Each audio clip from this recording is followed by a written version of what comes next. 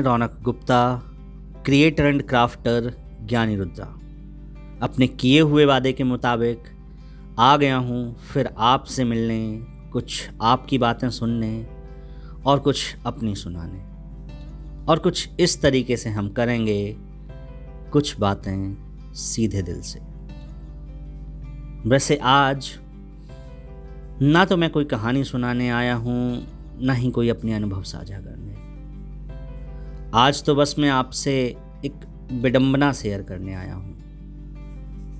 और ये जो आज मैं साझा करने जा रहा हूँ ना, उसमें जो शब्द हैं, जो विचार हैं, वो मैंने अपने बीटेक के एक फ्रेंड हैं अतुल, उनकी फेसबुक पोस्ट से लिए हैं। लगा कि आपसे शेयर करना चाहिए तो शेयर कर रहा हूँ।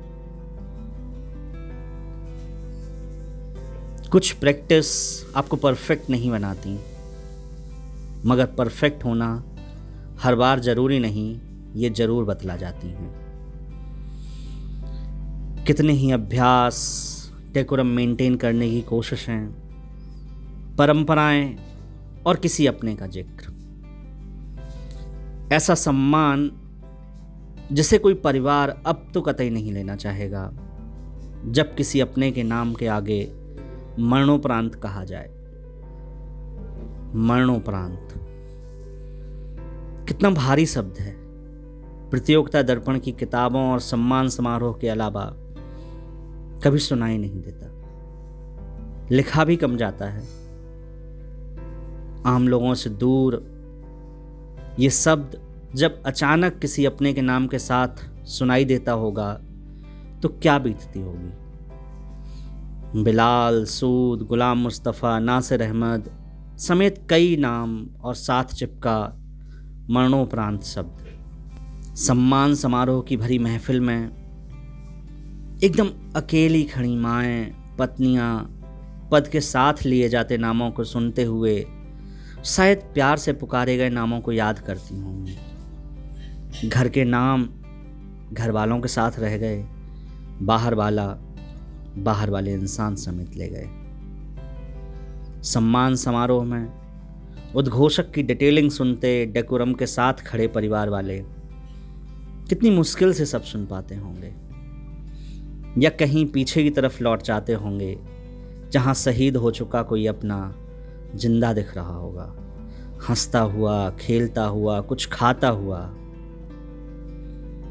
सीने पर दुश्मन की गोली खाई,